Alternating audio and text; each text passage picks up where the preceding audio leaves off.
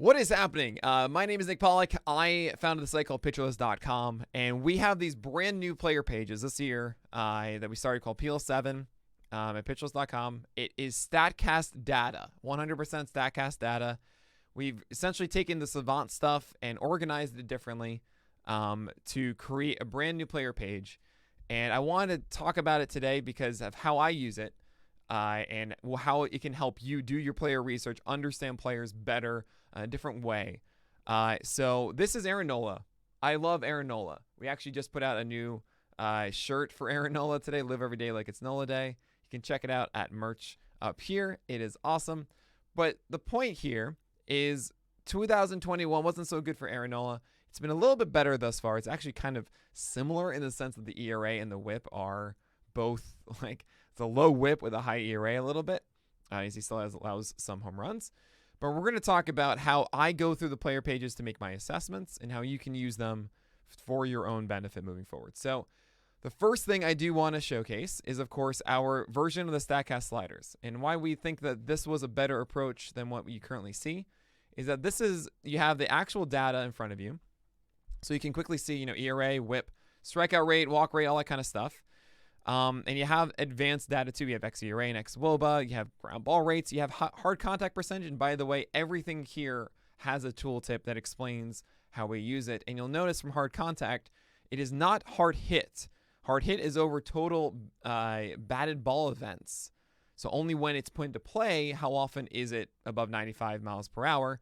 We do it over plate appearances, and we found that it's stickier and just a better indication of that player's ability. For example, if you allow one batted ball over 100 plate appearances and it's above 95 miles per hour, that's going to be a barrel rate or a hard hit rate of 100%. But if you do it over hard contact, he only allowed one hard hit ball over 100 plate appearances. That's a 1%. And that's a lot better of an indication of their ability than the current hard hit. So we use hard contact. It's way better. At least that's how we feel. And what's really cool is you're thinking, oh, what is the general hard contact percentage, like relative to pitchers? So for starting pitchers, it's over 200 starting pitchers. The top 200 in batters faced is what all of these rankings are relative to, and that's what you'll see inside the MLB average. So what you can actually do is say 22.6%. Okay, he's 50th in the majors among starting pitchers. But if you click this, you actually see what the MLB average is for hard contact, and that's 25.7%. So he's decently good at limiting hard contact. Not the best, only 50th in cross starting pitchers, but it's pretty good. And you'll see that 0.9 WHIP, normally it's 141. The average of ERAs is 472, and so on and so forth. And you'll actually see, as we go through this, that every single data point we have on these pages has an MLB average, which is incredible. It really helps you learn all these stats and what's good and what's bad, all that fun stuff. But this is a very good quick look. If you don't know CSW, it's just called strikes plus whiffs. And there's a lot of really interesting stats here. So this is just a very quick look, like great ground ball rate, all that fun stuff.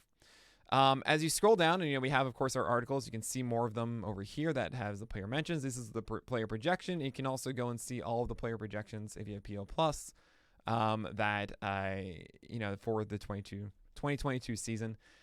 We also have a stats glossary, and I'm going to show that to you very quickly because the stats glossary essentially has every single stat on this page that you see, as well as the definitions for it and any relevant articles that talk about that that stat, so you can learn more about it, like the arm side location, what is bacon, why it's more useful, and so on and so forth. It's just your ultimate glossary for understanding all of this stuff. But here's my overview table.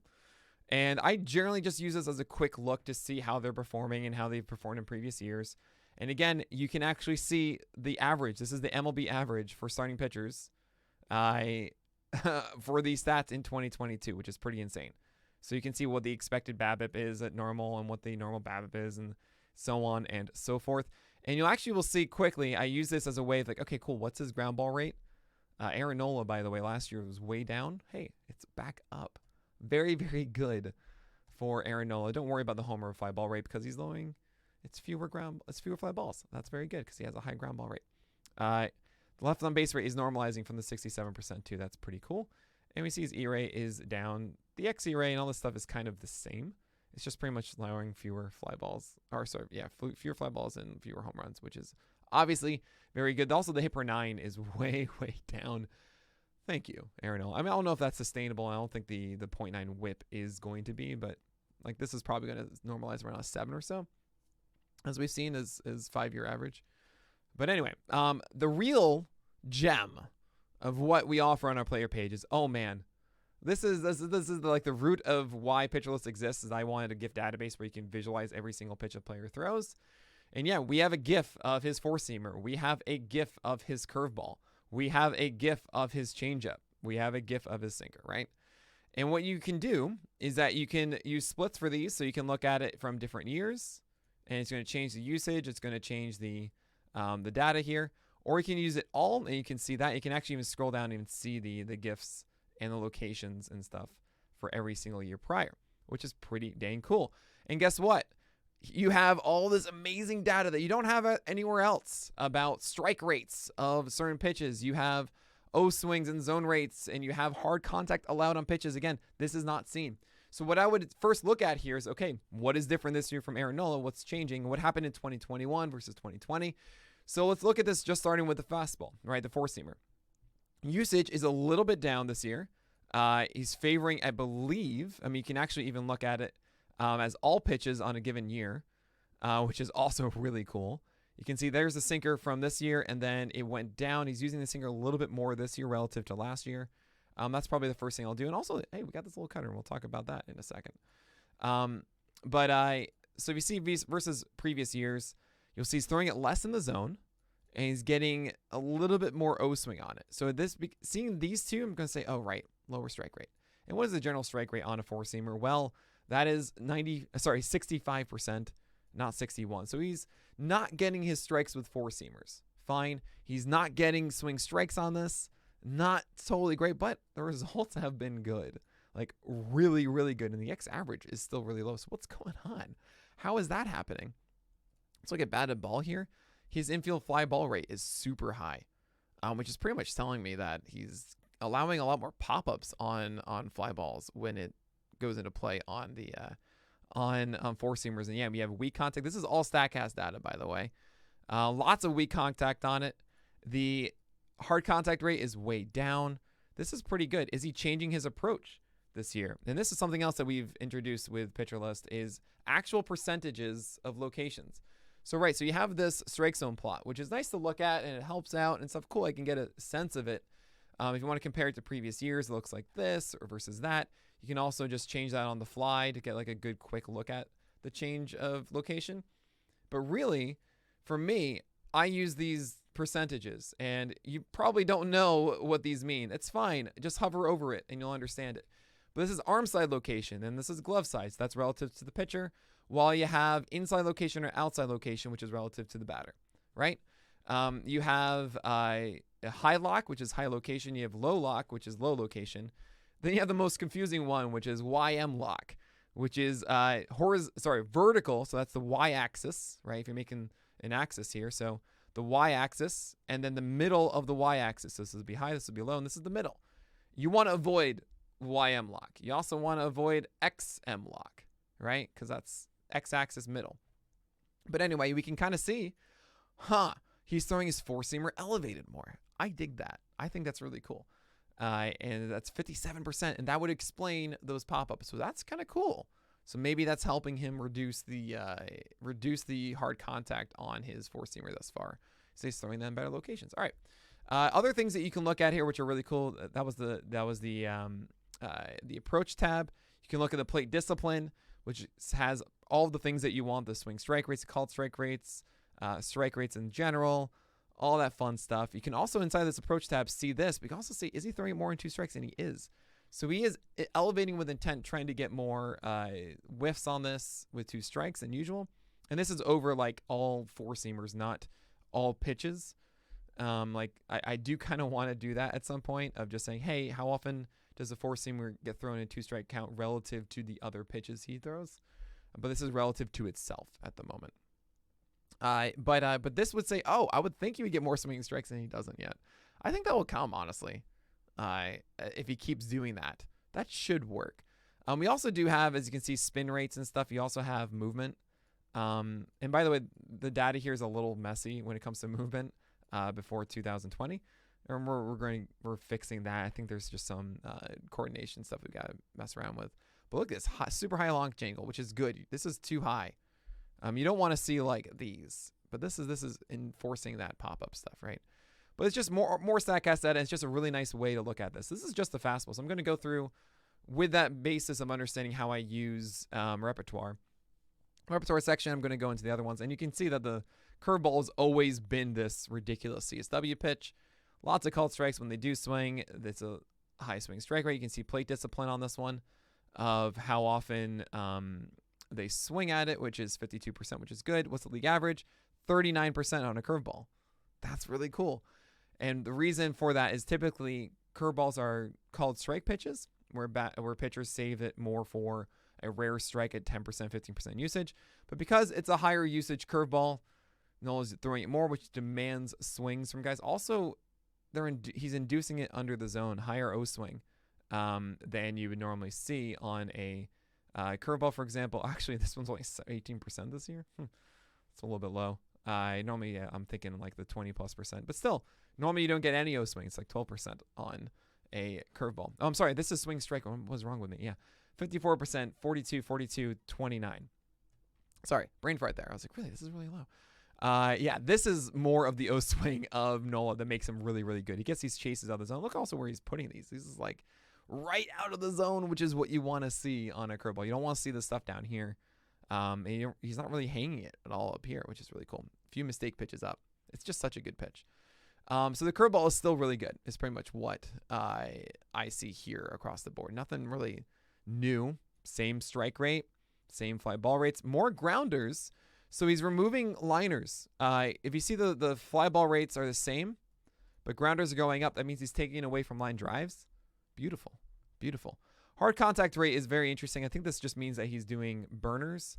And that would be, where is that? That's batted ball 1. Flares and burners, let's see, topped. That's what it is. So topped is when it's like very negative launch angle. But it can be hit hard there. That's kind of what burners would be. Scorched grounders. He wouldn't be more of a flare guy. He'd be like a topped guy. And that's just kind of what's happening right now, which is fine. It's bad to see that it's weak. But that's why you see the hard contact. But hard contact going into the ground, it's not going up in the air, which is good. The other element with Nola is this changeup where this wasn't really that great last year. Lots of fly balls on it last year, and he hasn't allowed one yet. And I think that's pretty cool. Actually, I want to go back to this quickly. Has anything changed with the location of this? Oh, it's actually a little bit more high lock. That's over these over here, but nothing staggering. I would imagine that we'll see more low lock. No, we're not. Nothing's, It's kind of interesting. Maybe it's the YM lock is going down. Maybe that's why we saw more fly balls with the changeup last year. We're not seeing much different in movement here. And keep in mind, with all of these too, you also have this. You have everything that you have at the top, which is the rankings that we talked about overall. You have that for pitches too. So you can actually see that on Nola's curveball, it's 24th in CSW thus far, 19th in swing strike rate among all curveballs among starting pitchers. And you can again see what the average is inside of this. Pretty dang cool. It gets a lot of horizontal movement. 15th in the majors on horizontal movement. That's what X movement is, and you can see that. So it's, I mean, this is how I use this site, and you guys should be doing it too. Moving forward with this changeup, much higher O swing, and that's probably helping with the lower fly ball rates and the higher ground ball rates, because this means it's ending at bats more often, where guys are swinging out of the zone, and it is a higher swing strike rate, but this generally mean that you want to get contact on O swing often. Like, it's not a bad thing to have a high O contact, right? Because that generally means weaker contact, which means more outs. I have a whole thing about early. I don't think it's in here. I don't actually know if I ever did this. And by the way, I'll get to other stuff in a second. I'll scroll down. But I'm curious about early O contact is a good thing if you're a pitcher, because it means you generate more outs. And speaking of O contact, you want to see a high O swing on sinkers. 22% is fine, not really. 27% is the league average. I love seeing above 30%. That generally means that the pitch starts inside corner and goes off of it. He's actually getting a little too high of a zone rate on this at the moment. Oh, well, okay. I take this back. So this is actually telling me right now, this is saying, oh, Aaron Nola uses this sinker probably more so against, actually no, righties and lefties doing the same thing where it starts off in outside and comes back in, or lefties starting in the front hip and coming over. He does it to both guys. We could check that out with lefty-righty splits up here. Generally, though, when it comes to a sinker, Aaron Nola is different than the norm. As you can see, kind of him doing that right now as a backdoor one. Because normally with a sinker, you're going to throw it to the same handedness inside. You're going to try and jam guys and start it on the inside corner and going off. Now, I would say for Aaron Nola's sinker, we want this high zone rate and we want a low swing percentage. We want this to be a high called strike rate. This is excellent. He's killing this right now. 31% called strike rate is way higher. 19% is the normal one, right? You have plate discipline. We want a low swing rate, 43% versus 46. Okay, it's a little below average. We don't want this zone contact to be high, right? We want this to be a pitch that guys are just kind of passing on. So that's okay. It's this could be hopefully lower, but this has just generally been the game plan for Aaron Nola over the years. It's really good to see that called strike rate, though, like super high right now. We're not going to see a high swing strike rate. That's just not the game plan for the sinker. And then you have this cutter, which is pretty new. And this thing, its intention for Aaron Nola to introduce this pitch as I'm just going to leave it as 2022 because it's really new, as a zone pitch. This is supposed to be one that is hopefully getting called strikes. It's not. If you have a cutter, it's a nullifier for a lefty, so you want to go inside here. It's not really doing that. I don't know if I love this pitch yet. It's like a mix-up for the fastball. And a fastball count where guys are going to be on it and he doesn't really want to throw his secondaries, the cutter would be used as getting a strike. It's doing that, and it's not allowing hard contact. So far, so good. He hasn't gotten burned by this pitch yet as he throws it heavily in the zone. I am a little worried by it. Let's see, actually, what is the infield fly ball rate? Only 20% of this. Yeah, I mean, it's zero hard stuff. So, I mean, they've been underneath it a lot.